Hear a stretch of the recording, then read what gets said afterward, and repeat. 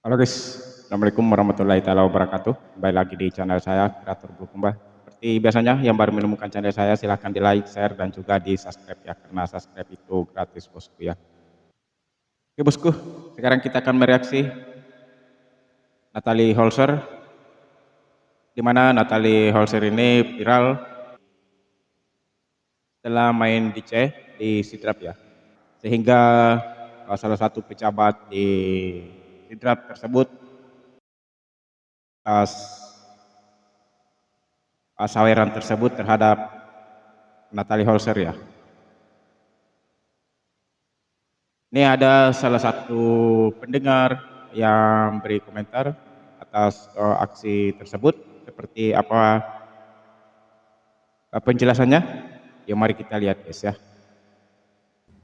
Viral yang tanggapan Maski terhadap video dari Natalie Holscher. Dia nge-DJ di Sidrap, ya kan? Terus disawer oleh pengunjung. Mungkin pengunjungnya happy banget kali ya, Bo. Ya Gue pengen pastilah denger happy bu Natalie ya. nge-DJ deh, coba ya. Gue tuh sering suka banget dengerin DJ zaman sekarang nih, masa kini, masa kini. Kayak misalnya tuh Wisnu Santika, terus masih suka dengerin Winky. Gue belum pernah dengerin Natalie, gue mau dengerin Natalie dulu. Menurut gue, semenjak Natalie divorce, dia menjadi diri dia sendiri, oke? Dan Ya buat aku itu jadi suatu diri hal sendiri lah yang pastinya. Itu sudah positif. tertunggu ya. Dan Natalie mandiri, nggak nyusahin siapapun. Buat gue, dia menjadi dirinya sendiri itu lebih apa? Jujur ya, lebih jujur, tidak menjadi orang yang bukan dia. Dan apa yang dia lakukan adalah bentuk kemandiriannya dia untuk mensupport anaknya, menjadi single parent, single mom. Gak ada yang perlu dia minta maaf atau apa yang salah dari dia disawer sama orang. Emangnya dia nyuruh orang nyawer? Emangnya dia maksa orang itu harus nyawer dia? Enggak sama sekali.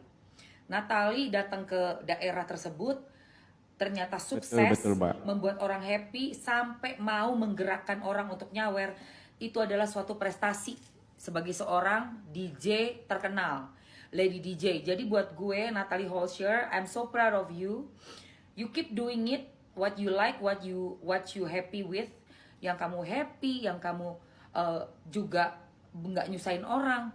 Kamu bisa berkarir di dunia musik dengan menjadi seorang DJ. Buat gue terusin, selama lu nggak ganggu orang, selama itu kerjaan lo lakukan, lo nggak terpaksa, lo happy ngelakuin itu, lo lakuin. Dan lagi pula apa, nggak usah mikirin apa kata orang deh, beneran asli. Uang yang lo dapat untuk memberikan nafkah buat anak kamu, aduh itu bener-bener lo nggak nyusahin siapa.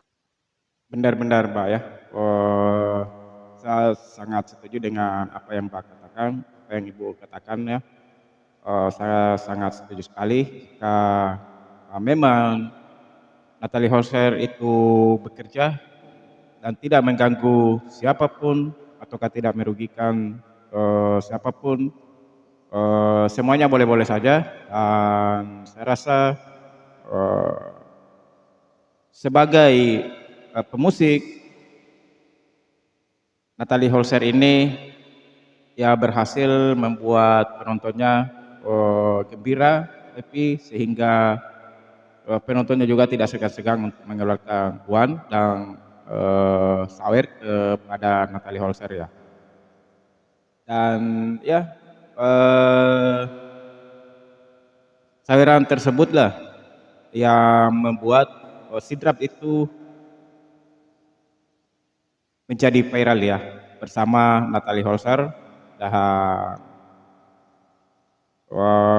pastilah akan banyak komentar-komentar yang aneh-aneh, pro dan kontra lah ya.